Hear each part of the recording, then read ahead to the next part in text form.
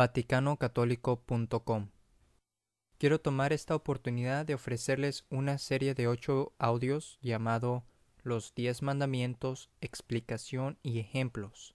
El contenido vendrá principalmente de un libro escrito en 1859 que se llama Los Mandamientos, escrito por los padres Francisco Cabrera y José Iniesta de la Compañía de Jesús. Este libro da una explicación breve y completa de los divinos preceptos con multitud de ejemplos.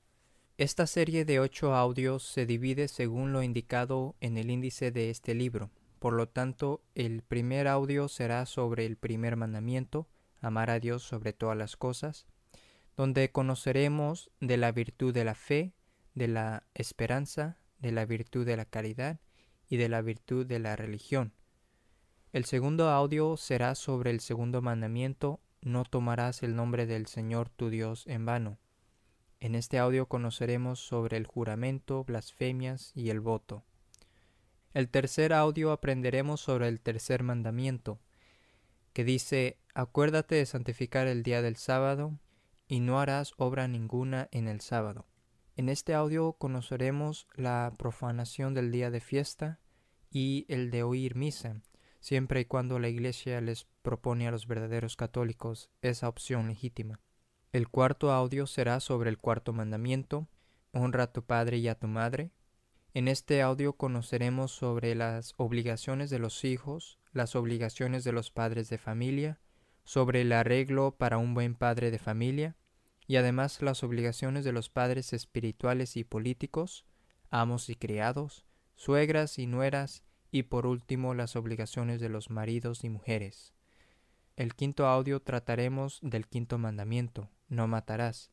Este audio consistirá sobre el no matar, el odio, las imprecaciones, es decir, maldiciones, y sobre el escándalo. El sexto audio hablaremos del sexto y noveno mandamientos, no fornicar y no desear la mujer del prójimo. Aquí se entenderá la naturaleza del pecado contra este precepto, su gravedad y los remedios. Después, el séptimo audio trataremos del séptimo y décimo mandamientos, no hurtar y no codiciar los bienes ajenos. En este audio se explicará del pecado de hurto y la restitución. Por último, conoceremos sobre el octavo mandamiento, no levantar falso testimonio ni mentir, lo que se explicará del falso testimonio, de la murmuración y además sobre la contumelia, o sea, los insultos ofensivos, la cizaña, o sea, la discordia, y el juicio temerario y sobre la mentira. La introducción de este libro dice: yendo nuestro Señor Jesucristo por la Judea predicando su celestial doctrina, le preguntó un joven: Maestro, ¿qué haré para alcanzar la vida eterna? Y el Señor le respondió: si te quieres salvar, guarda los mandamientos. Para vivir, pues, en gracia de Dios y alcanzar la gloria, no es menester huir a los desiertos, ni golpearse el pecho con piedras, o ponerse a raíz de las carnes ásperos cilicios, ni azotarse el cuerpo hasta derramar sangre, ni ayunar diariamente a pan y agua, como lo hicieron muchos santos, sino que basta guardar los mandamientos de la ley del Señor. Estos, como sabemos, no son más que 10, y se encierran en 2, en amar a Dios sobre todas las cosas y al prójimo como nosotros mismos. De los 10, pertenecen los 3 primeros a los deberes para con Dios y a los demás a los que tenemos para con el prójimo. Es tan necesario guardarlos que quien no lo haga no se puede salvar. Y no es suficiente guardar algunos, pues uno solo que se quebrante basta para condenarse. Es la ley de Dios, dice un docto escritor, como un puente de 10 ojos. Si uno de ellos se rompe, no se puede pasar. Lo mismo sucede en nuestro caso.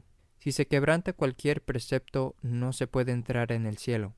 Si, pues, tan necesario es observarlos, conviene entenderlos muy bien. Por lo tanto, voy con la claridad posible a explicarlos, para que todos sepan lo que se manda y todo lo que se nos prohíbe en cada uno de ellos. A continuación, el primer audio sobre el primer mandamiento: amar a Dios sobre todas las cosas. Este, como dijo nuestro Señor Jesucristo, no solo es el primero, sino el principal de todos, y nos obliga a amar, honrar y servir a Dios. Obligación justísima, porque ¿quién es Dios?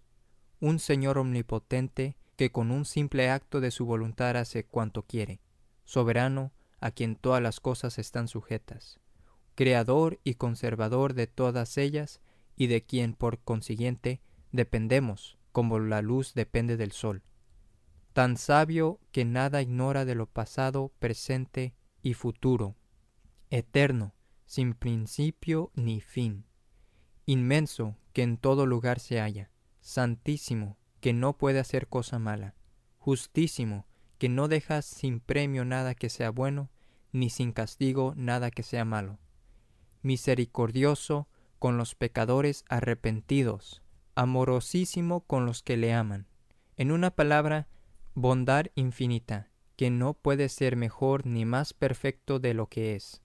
Qué horrenda ingratitud la de aquellos cristianos que jamás o rara vez se acuerdan de un Señor tan bueno y poderoso, de quien todo depende, que no le aman y cuidan de servirle como deben. Infelices, despídanse de la gloria prometida a los que no vivan honrándole, amándole y sirviéndole, lo cual lo podemos todos conseguir con el ejercicio de las 4 virtudes: fe, esperanza, caridad y religión. Primero, de la virtud de la fe. ¿En qué consiste? Fe es una luz y conocimiento sobrenatural con que, sin ver, creemos lo que Dios dice y la Iglesia nos propone. Dios, que no puede engañarse ni engañarnos, ha enseñado a la Iglesia todo lo que debemos creer, prometiéndole además asistencia continua para que nunca yerre. Y ella, regida por Él, nos lo propone por medio de sus ministros, y así el motivo de nuestras creencias es por haberlo dicho Dios, verdad infalible.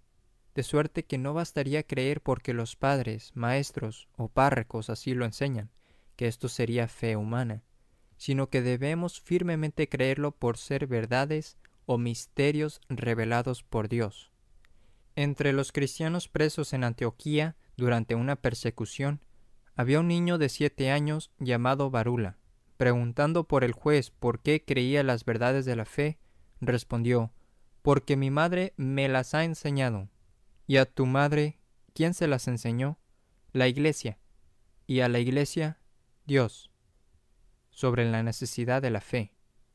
Sin la fe, dice San Pablo, es imposible agradar a Dios y por consiguiente salvarse. Y Jesucristo dijo: «El que no creyere se condenará».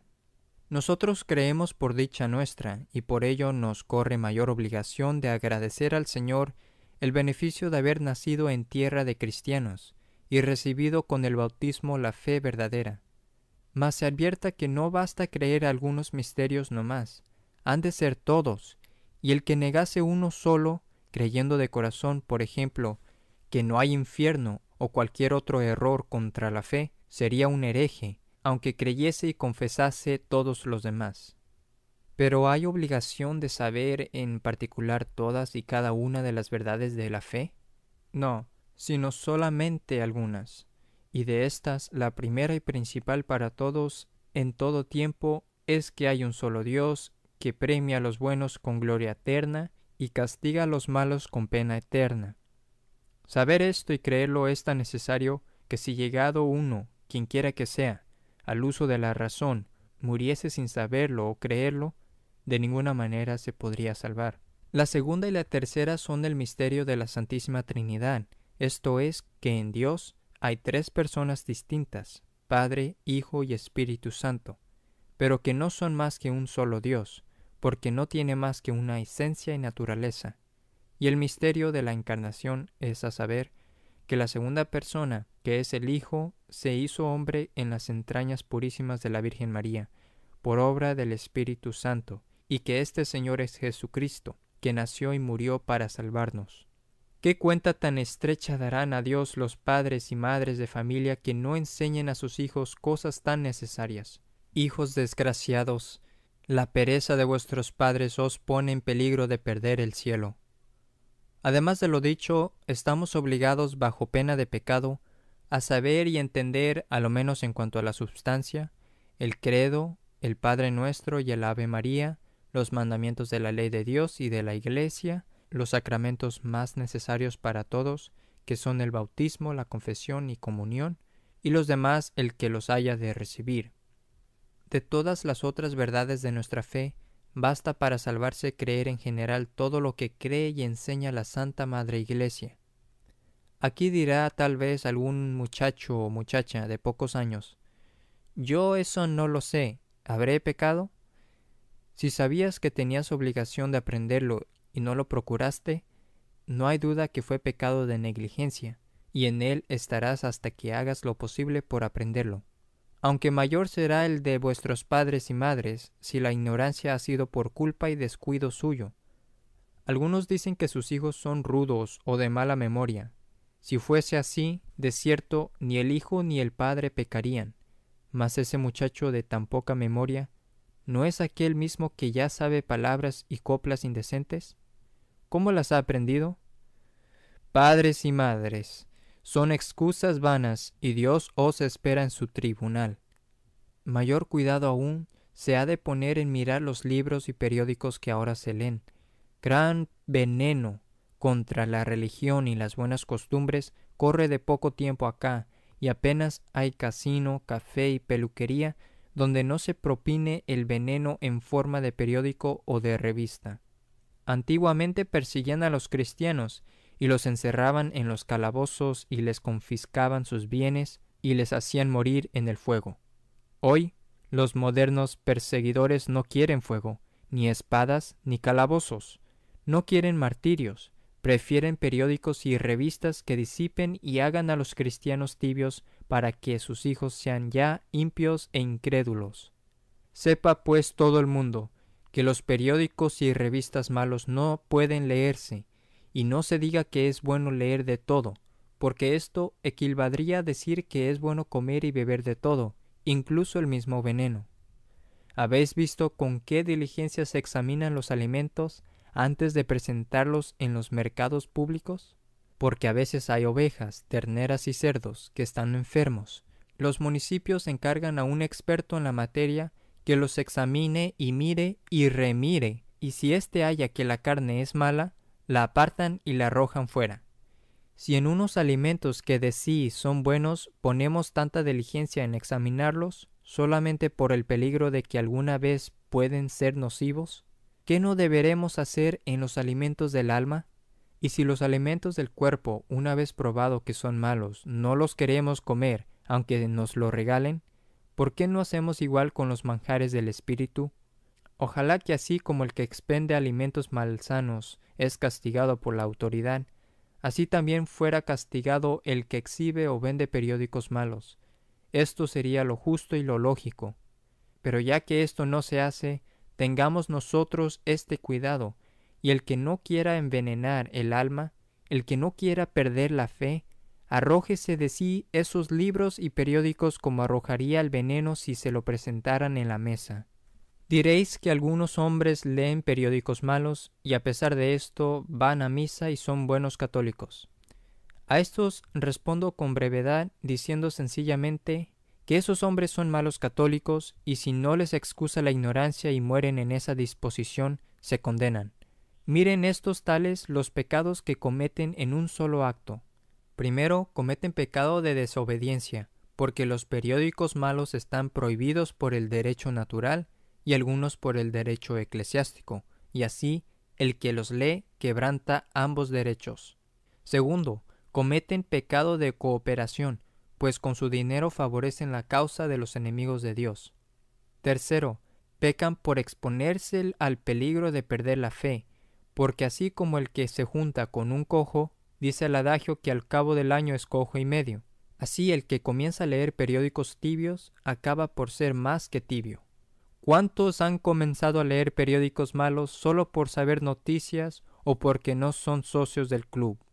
Y al cabo de pocos años han acabado por dejar la confesión, el rosario y la misa. De los periódicos podemos decir lo que de los compañeros dice el Espíritu Santo. Si te juntas con buenos, serás uno de ellos. Si te juntas con malos, te pervertirás.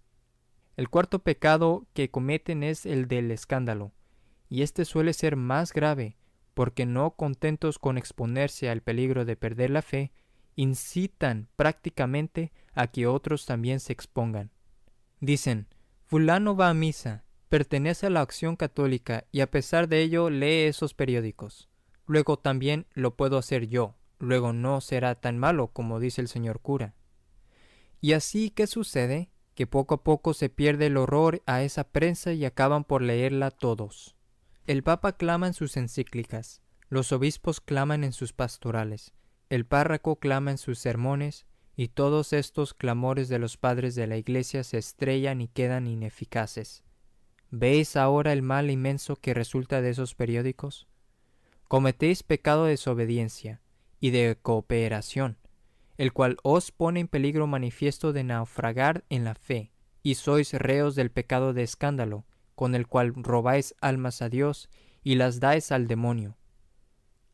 Muy al contrario lo hacen los santos y amigos de Dios, por plantar y conservar la fe, gastan sus haciendas y sus vidas. ¿Qué es lo que movió a los mártires a sufrir las cadenas, las cárceles, el destierro, el hambre y a morir en el fuego y entre las fieras? La fe. ¿Qué es lo que funda hospicios, asilos y casas de beneficencia? La fe. ¿Qué es lo que lleva a esos mismos hospicios millares de santos jóvenes que renuncian los halagos del mundo para gastar su vida en aliviar y compartir las desgracias del prójimo? La fe.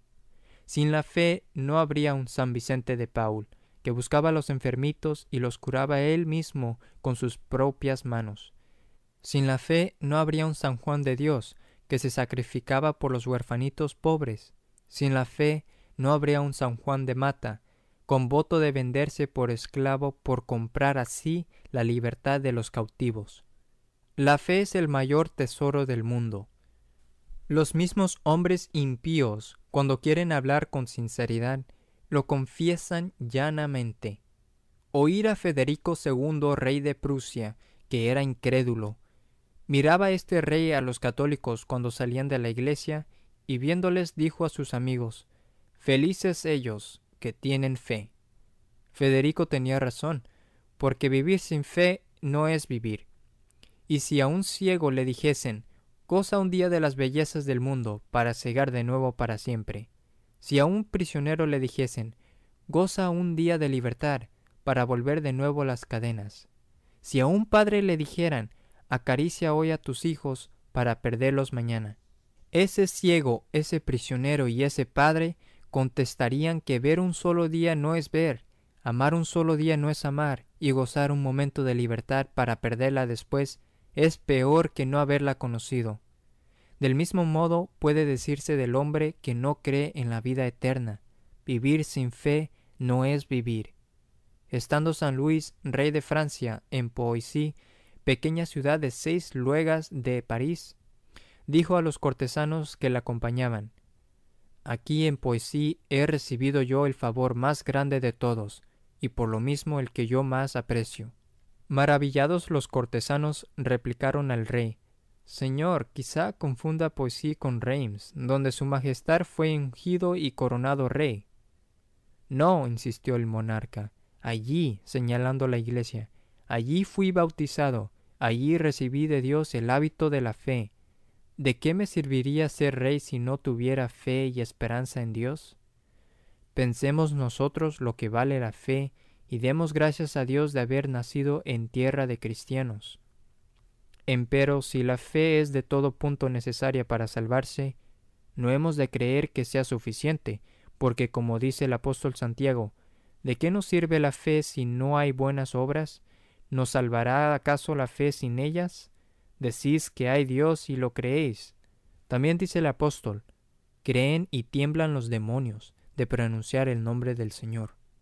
Y algunos cristianos, en esto peores que los demonios, juran su santo nombre en vano y con mentira por dar gusto a un amigo o por otra causa levísima.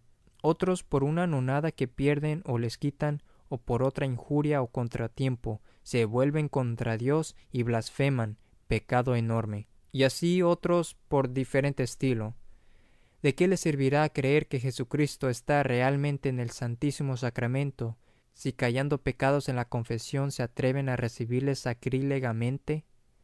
También hay quien cree, como es cierto, que el pecado mortal es el mayor de los males, pues priva de la amistad de Dios y hace al que lo comete reo de pena eterna.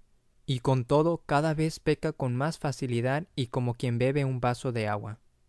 La fe, por fin, nos dice que el negocio más importante de todos es el salvarse, y no obstante, cristianos hay que no piensan más que en dinero y ganancias, aunque sea trabajando en días de fiesta o cometiendo injusticias, y este es para ellos el único negocio de importancia. Desengañémonos, vuelvo a decir, y lo dice Dios, que la fe sin obras es muerta y no nos salvará. Es como el faro que guía a los navegantes a la entrada del puerto. Si ellos no guían la nave hacia la luz, ¿cómo entrarán? Lo mismo nosotros. Si vamos por camino diferente del que la fe nos enseña, no entraremos en el cielo, sino que caeremos sin remedio en el precipicio funestísimo del infierno. No permita Dios que nos acaezca semejante desventura.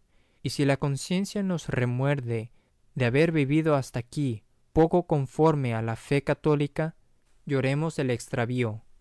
Y para conservarnos en gracia y crecer de virtud en virtud, no solo vacilemos en la fe, sino repitamos para vivirla y aumentarla actos fervorosos, una veces en general diciendo: creo, Señor, porque vos habéis revelado todo lo que cree y enseña la Santa Madre Iglesia. Y otras con especificación diciendo: creo en Dios Padre, creo en Dios Hijo, creo en Dios Espíritu Santo.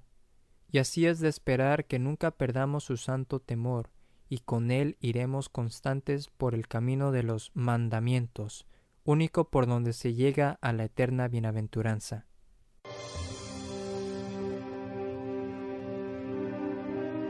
Por favor, consulte nuestro sitio web vaticanocatólico.com.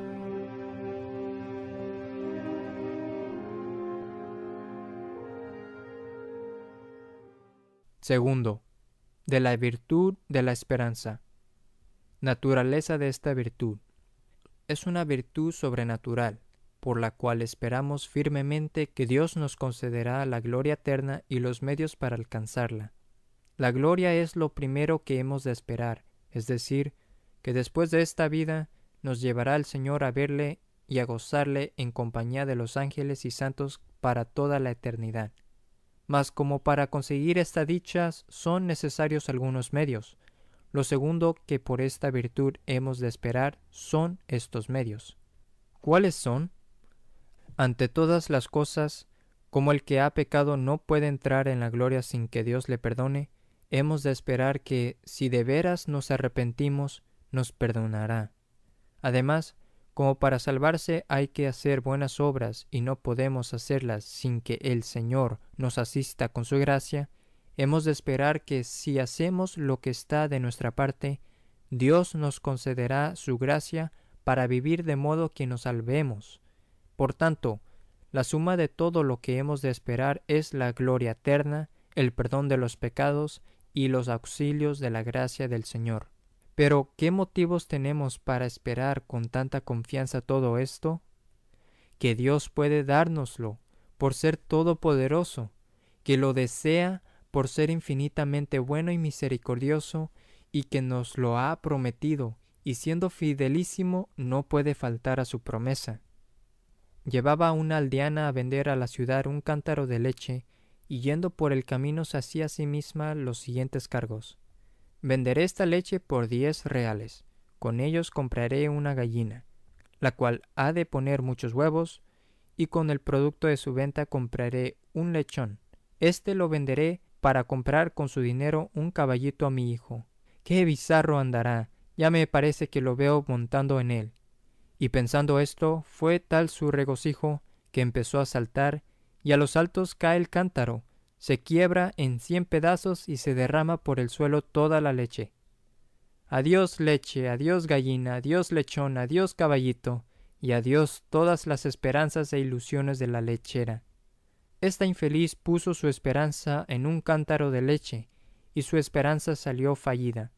A la letra está sucediendo lo mismo a los que ponen la confianza en las cosas criadas. Porque aquí, dicen, acrecentaré mi caudal, por allí acrecentaré la ganancia, por este medio conseguiré más ventajas. Con el favor de aquel y con estas o aquellas diligencias, llevaré más pronto donde quiero. ¿Y qué sucede? Lo que a la lechera, porque confían en cosas muy frágiles que después no resultan como se esperaban. Dirá alguno, yo pongo mi esperanza en mi amo, que es muy bueno, en mi jefe político, que tiene muy buen corazón, en fulano, que tiene muchas influencias. Está bien, mas a esto oí la respuesta. Visitó el emperador Carlos V a un gran privado suyo que estaba a la muerte. Daba éste grandes suspiros, y movido de lo que le estimaba el emperador, dijo, mirad, si quieres algo, sea lo que fuere, que aquí quedo yo. Señor, le respondió el enfermo, que su majestad me ponga bueno y me alargue unos años la vida. Esto, replicó, no está en mi mano, pedir cosa que yo pueda. Entonces el enfermo dijo, volviéndose a la pared, ¿de qué me aprovecha haber servido a quien no puede darme lo que me hace falta? Confiar ahora vosotros en príncipes, poner vuestras esperanzas en los poderes de la tierra, que por grandes que sean, son hombres, y con eso está dicho todo. No es así la esperanza de los justos. Ellos esperaban en Dios, primero porque nos lo ha prometido, segundo porque nos quiere y tercero porque nada le es imposible. De aquí nace la paz inefable que los justos sienten en medio de las mayores contradicciones. Levántense montes de dificultades y peligros, decía David, que si tengo a Dios por auxilio, todo lo puedo. Lluevan sobre mí trabajos, decía Job. Vengan pérdidas, enfermedades, que si yo tengo mi esperanza fija en Dios, nada siento. Esta fue la fortaleza invencible de más de 12,000 millones de mártires. Esta la constancia de tantas tiernas y delicadísimas vírgenes. Esta la firmeza de tantos anacoretas penitentes. Esta, en fin, ha sido, es y será la infalible seguridad de todos los santos. Una sola cosa hay en esta materia que nos debe hacer temblar y andar muy sobre nosotros mismos, y es la condición con que Dios nos lo promete. ¿Sabéis cuál es? Que nosotros hagamos lo que nos toca de nuestra parte. Cumplamos, pues, esta condición y obtendremos perdón de nuestros pecados, gracia para vencer tentaciones y malos hábitos, y conseguiremos el cielo. La desesperación. Contra la esperanza se puede pecar por exceso o por defecto, es decir, por presunción o por desesperación. Por esta pecan los que, por la multitud y gravedad de sus pecados, temen que Dios no quiera o no pueda perdonarlos. Injuria gravísima contra la bondad y misericordia del Señor, y mayor muchas veces que el mismo pecado anterior, siendo muy grave ofensa contra el Espíritu Santo. Y si cree seriamente el pecador que Dios no le puede perdonar, es hereje, pues le niega su poder y misericordia. No nos dejemos engañar del enemigo. Si el que ha cometido pecado se quiere confesar con verdadero dolor, tiene perdón de Dios. Y así, aunque tuviese más pecados que cabellos en la cabeza o arenas en el mar, aunque hubiera sido hasta ahora más malo que Judas, Lutero y Mahoma, no desespere, acuda a un confesor, cuéntele todos sus pecados, sin callar con advertencia ninguno. Arrepiéntase de haber ofendido a Dios con propósito de no volver a pecar, y quedará no solo perdonado, sino contento y en gracia de Dios. No dudo, dicen algunos, que el Señor me perdone, mas desconfío de poder enmendarme, en atención a que hace ya muchos años que vivo sumergido en el pantano del vicio, y no me siento con fuerzas para salir de él. Y por esto me acometen tentaciones de dejar todas las obras buenas, sermones, confesiones, rezos y demás, y pues al cabo me he de condenar, pasaré la vida lo más alegre que me sea posible. ¡Ay, qué tentación tan peligrosa! ¿No ves tú que así hablas, que la esperanza nos asegura no solo el perdón del pasado, sino los auxilios del Señor para no caer en lo venidero? Oí lo que de parte de Dios os digo. Si alguno ha vivido hasta ahora en torpezas, todavía puede ser casto. Si ha frecuentado tabernas, casas de juego o de vicio, todavía puede dejarlas. Si siempre se juntó con malas compañías o siempre ha vivido en ocasiones de pecar, no por eso desconfíe, sino huya sin más dilatarlo del camino de la perdición. Confiéselo todo con dolor y propósito, y no dude que haciendo así lo que está de su parte, Dios pondrá de la suya todo lo que falte y mucho más. De la presunción. Pero, como dije, contra esa virtud se puede pecar también por demasiada confianza, y esto se llama presunción. En este pecado incurren los que esperan salvarse sin arrepentirse ni mudar de vida, los que, abusando de la divina misericordia, siguen pecando, confiando que Dios les perdonará. ¿Y qué diré de los que dicen que lo mismo tiene confesarse de 9 pecados que de 10, y con esta necia presunción van aumentando el número más y más, y los que pecan diciendo, después me confesaré? No parece sino que quieren hacer a Dios cómplice de sus pecados. ¡Qué desatino! Saber que para alcanzar perdón es menester arrepentirse, y para arrepentirse es necesario que Dios toque el corazón y esperar de él este favor tan grande, al mismo tiempo que uno le ofende. ¡Ay, qué ceguedad! No ver que este Señor, que ahora nos mira con ojos de compasión, como Padre amoroso, ha de mirarnos algún día, si no hay arrepentimiento, como justo e inexorable juez. Otros, aunque están convencidos de que, siguiendo como viven, han de parar precipitadamente en el infierno, no temen, esperando enmendarse en la vejez o en la hora de la muerte. Infelices, ¿en qué fundan tales esperanzas? ¿Quién sabe si morirán de repente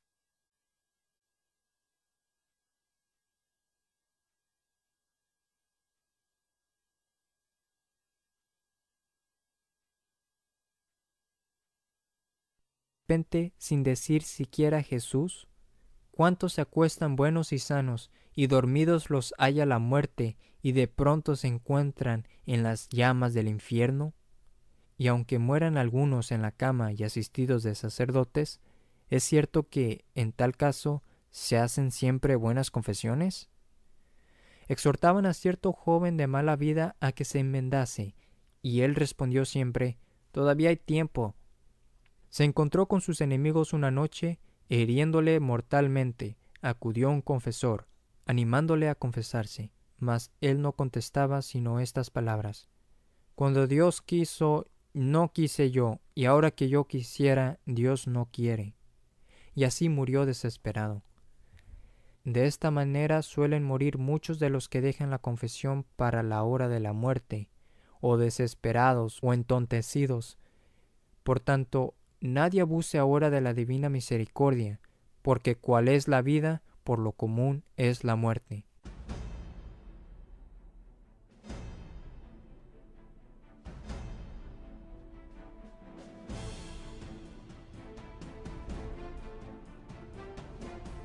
Por favor, consulte nuestro sitio web para más información u otros temas, vaticanocatólico.com.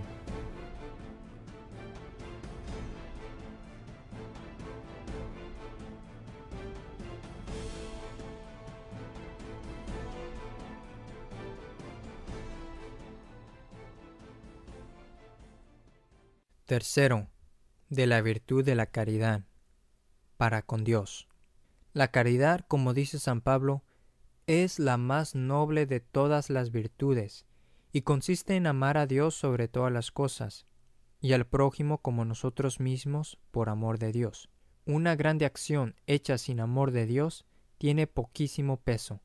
Al contrario, una acción pequeña, aunque no fuese más que dar un vaso de agua fría, si se hace con caridad, tiene un gran valor a los ojos de Dios y merece premio sobrenatural.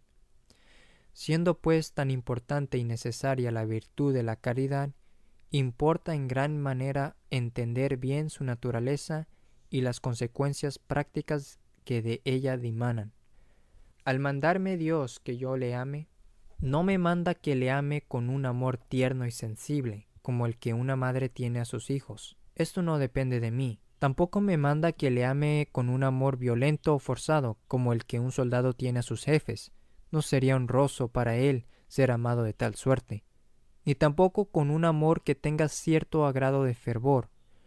Lo que me pide es que le quiera más que a todas las cosas, que allá dentro de mi corazón le tenga realmente en más que todo, y que esta presencia interna sea luego práctica en la obra, eligiendo o dejando, no lo que prefiere mi gusto, ni mi genio, ni mi interés, ni mis amigos, sino lo que prefiere Dios.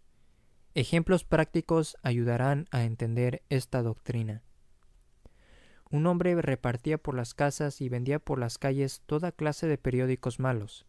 Se encontró este hombre con un misionero que le conocía de antiguo, y le dice el padre: «El oficio que usted tiene no lo quiere Dios, porque siendo malo leer esos periódicos, también lo es venderlos y repartirlos». El hombre se para, piensa y al fin determina quedarse en el mismo oficio, a pesar de saber que era malo. Ese hombre no amaba a Dios más que todas las cosas, porque prácticamente tenía más amor al oficio. Fue en cierta ocasión un caballero a comer a la fonda un viernes de Cuaresma. Le presentaron pescado y él dijo: «A mí me gusta más la carne». Y aunque sabía que estaba prohibido, comió carne por contentar su gusto. Este caballero tampoco amaba a Dios sobre todas las cosas, porque prácticamente prefería el gusto suyo al de Dios. Un banquero prestaba dinero al 25% y se enriquecía con la sangre del pobre. Habiendo sabido que tales préstamos eran contra la ley de Dios, él prosiguió con el mismo oficio y con la misma tasa. Ese banquero tampoco amaba a Dios sobre todas las cosas. Un rico comerciante obligaba a trabajar los domingos con la excusa de que el vapor había de salir pronto, pero en la realidad era porque así ganaba él más dinero. Ese comerciante tampoco amaba a Dios sobre todas las cosas. Un caballero era socio de un club donde se recibían periódicos malos y se permitían muchas clases de diversiones indecentes. Habiéndole dicho el señor cura que en buena conciencia no se puede ser socio de semejantes clubs, se excusó diciendo que él no leía los periódicos y que asistía allí porque iban sus amigos y porque no había política. Insistió el señor cura, diciéndole claramente que a pesar de eso no podía continuar siendo socio. El caballero lo pensó y al fin se quedó en el mismo club. Este tampoco amaba a Dios. Y lo que he dicho del expendedor de periódicos, del caballero que comió carne en viernes de Cuaresma, del banquero y del comerciante, puede decirse de todo aquel que desobedece el mandato de Dios. Y no parezca a nadie que al pedir Dios este amor se excede y pide demasiado. Al contrario, es lo más racional y lógico. Un rey, un ministro, un gobernador, un intendente, un maestro y un padre de familia, ¿no desean todos ser amados y respetados cada uno según su estado, su dignidad y condición? Si pues Dios vale más que todas las cosas, lógica y racionalmente se sigue que Dios ha de ser preferido a todas ellas. Estudiad la milicia de la tierra, y ved lo que las leyes exigen del soldado. ¿No exigen en 1000 ocasiones morir antes que quebrantar la disciplina? Y lo que es justo para el mundo, lo que no es exagerado para una milicia de la tierra, lo que no es demasiado para los súbditos de un rey terreno, ¿lo había de ser para los súbditos del rey del cielo? Dios supremo legislador, Dios creador, Dios rey eterno, ¿ha de ser menos que un rey de la tierra? Confesemos, pues, que es lógico, justo y racional, y que si tenemos este amor, cumplimos con el primer precepto, y si no, no. La falta de este amor de preferencia es la que ha de condenar a tantos mundanos, que por haber puesto su afición en frágiles y viriles criaturas, las han amado en tanto extremo que han llegado a olvidar la obligación de la caridad para con su Creador. La falta de este amor es la que condenará a tantos padres y madres que, por haber sido idólatras de sus hijos, merecen oír de boca de Dios la misma sentencia que dio al sacerdote Elí. Porque has hecho más caso de tus hijos que de mí, yo te reprobaré. Ha de condenar a tantos ávaros que, no contentándose con la ganancia de los días laborales, profanan también los festivos y obligan a trabajar en ellos a sus dependientes. Ha de condenar a tantas jóvenes que prácticamente prefieren la voluntad de sus novios a la voluntad de Dios. Ha de condenar a tantos infelices que prefieren el teatro indecente y el cine asqueroso y el baile inmodesto, sin hacer caso de la voluntad de Dios, que los prohíbe. Pobrecitos, preferir una criatura a Dios, que es el Señor de todos ellos. Cuando leo que Esaú vendió la primogenitura por un plato de lentejas, me da lástima viendo por cuán bajo precio vendió un derecho que tanto valía. Vosotros, que no amáis a Dios, me dais más lástima, porque ¿a quién vendéis? ¿Por qué lo vendéis?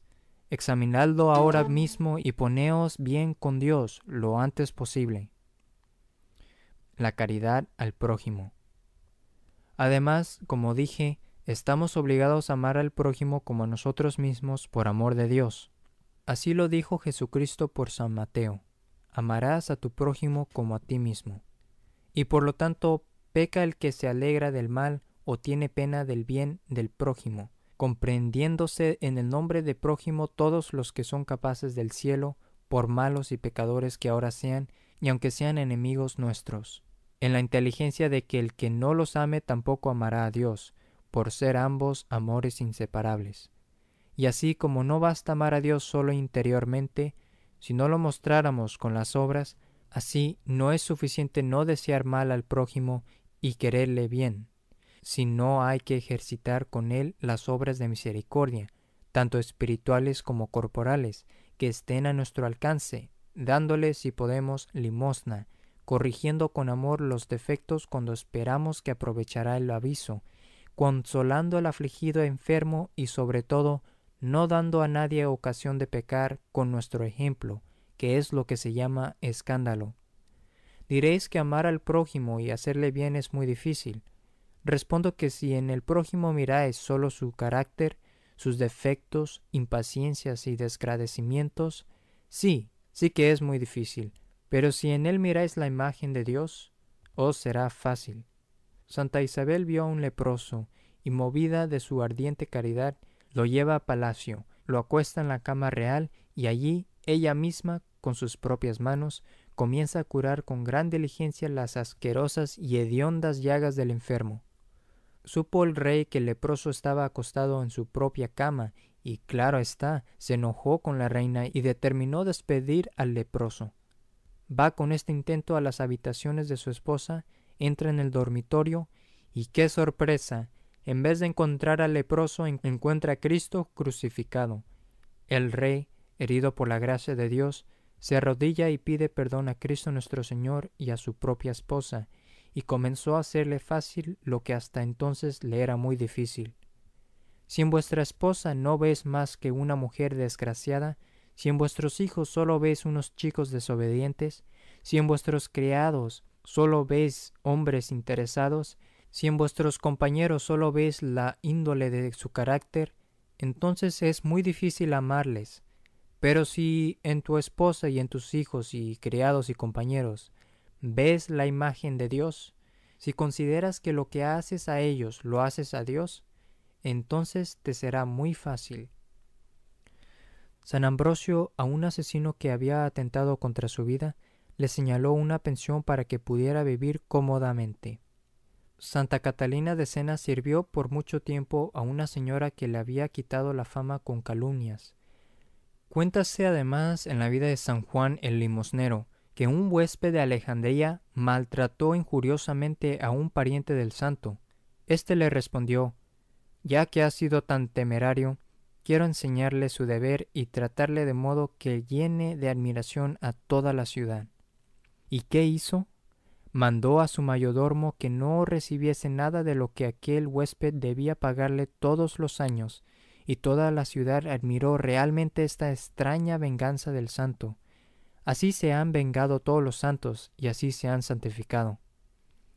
Entre los deberes, pues, del precepto de la caridad, el primero es amar a todos nuestros prójimos con amor, no solo interior, sino también exterior, por lo cual estamos obligados a manifestar a nuestros prójimos, aunque sean enemigos nuestros, todas las señales comunes de benevolencia que manifestemos a nuestros amigos.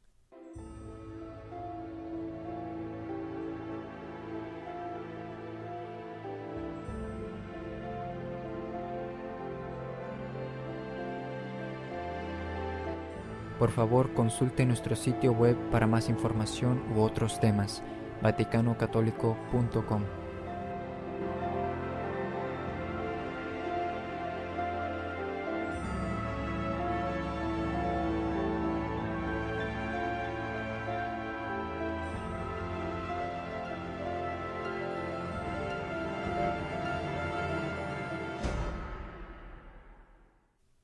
De la virtud de la religión.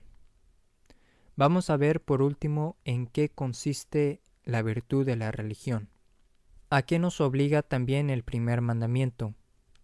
Muchas cosas abraza relativas a la honra y culto supremo que se debe solo a Dios, la devoción a Nuestra Señora, a los ángeles y santos, la reverencia a las reliquias e imágenes y finalmente el respeto a la Iglesia y otros lugares, personas y cosas consagradas a Dios. Se peca contra esta virtud por defecto, que es irreligiosidad, y por exceso, que es superstición. Cualquiera irreverencia grave contra persona, lugar o cosa sagrada es irreligiosidad, y por lo tanto el que cometiese pecado contra el sexto mandamiento en lugar sagrado debe manifestar esa circunstancia en la confesión, porque en ello hay dos pecados, uno de deshonestidad y otro de sacrilegio. También lo comete el que mata o hiere gravemente a otra persona eclesiástica o roba cosa de iglesia, y el que profana los sacramentos, por ejemplo, callando pecados en la confesión o comulgando en pecado mortal. Lo es también faltar al respeto a las reliquias, imágenes, cruces o rosarios e injuriar gravemente a personas consagradas al Señor. En la imposibilidad de explicar aquí todas las maneras de superstición que hay, solo trataremos de algunas que aún entre nosotros se suelen introducir. Hacer o decir tal o cual cosa que no puede tener naturalmente virtud para conseguir el efecto que se pretende, por ejemplo, curar de algún mal o hallar cosa perdida, y creer que haciéndolo o diciéndolo se obtendrá lo que se pretende, es superstición, obra del demonio y pecado grave. Decir, pues, ciertas oraciones puede o no puede ser superstición. Si son aprobadas por la Santa Iglesia, como los Evangelios, el Credo o el Responsorio de San Antonio, y se rezan con esperanza de conseguir algún bien espiritual o temporal, es cosa lícita, buena y agradable a Dios. Pero si son oraciones que la Iglesia tiene mandadas recoger y quemar, y se lleven o dicen con firme creencia de no morir de mala muerte o en pecado, o que antes de morir veremos a la Virgen, o que el tiro que nos disparen no nos dañará, o cosas semejantes, se han de tener por invocaciones tácitas del demonio, y será pecado rezarlas o llevarlas consigo. ¿Sabéis lo que intenta el enemigo con tales supersticiones? Que vivan los hombres aumentando pecados para más seguramente llevarlos al infierno. Si nosotros queremos morir en gracia y asegurar la salvación, cumplamos los divinos preceptos y el que peque confiese pronto y bien. Este es el remedio seguro para no morir de mala muerte. Todas esas cosas y otros patraños y los signos o palabras de que algunos se sirven para curar males o hallar cosas perdidas son engaños diabólicos. Pero yo no pretendo, dicen algunos, con tales signos o palabras ni con tales hierbas curar por arte del demonio. Pues ¿con qué arte pensáis curar? El que ve que esas vanas ceremonias no tienen virtud natural para el intento que pretende, aunque expresamente no invoque al demonio, no puede hacer eso con buena conciencia. Virtud ha dado Dios a las plantas para remedio de las enfermedades o para conservar la salud, y cuando sabemos que alguna es buena para tal cosa, lícito es aplicarla. Mas si ninguna conexión tiene con la enfermedad, es superstición usar de ella para remedio. Hay otros engaños y errores no menos perniciosos, y uno de ellos es creer que hay medios para enamorar o hacer consentir en el pecado, porque nadie ni todo el infierno junto puede obligarnos a consentir en ningún pecado contra nuestra voluntad. Acordémonos de lo que sucedió a San Cipriano con Santa Justina.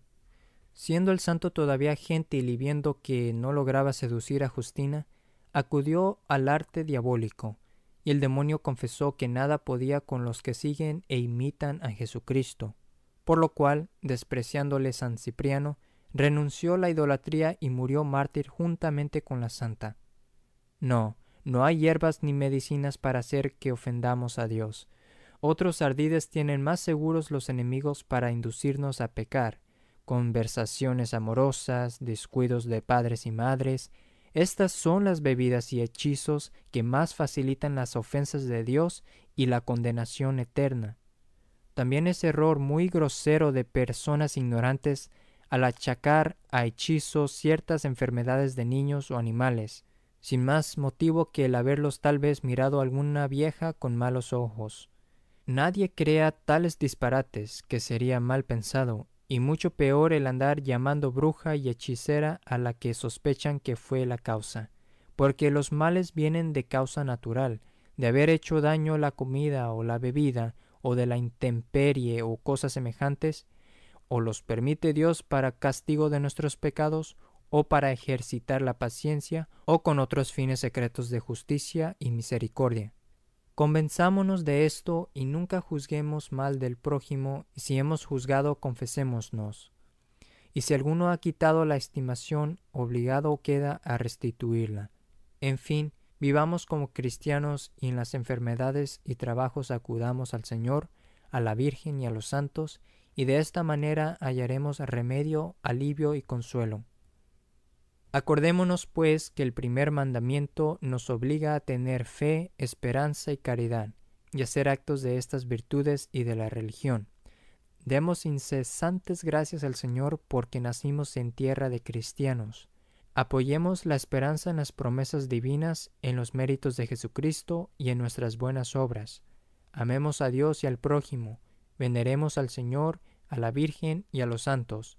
Respetemos los templos con actos de verdadera religión, y observando de esta suerte la ley divina, lograremos por premio la bienaventuranza eterna.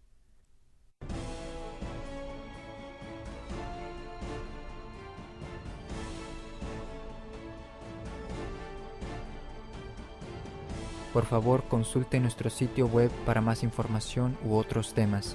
vaticanocatolico.com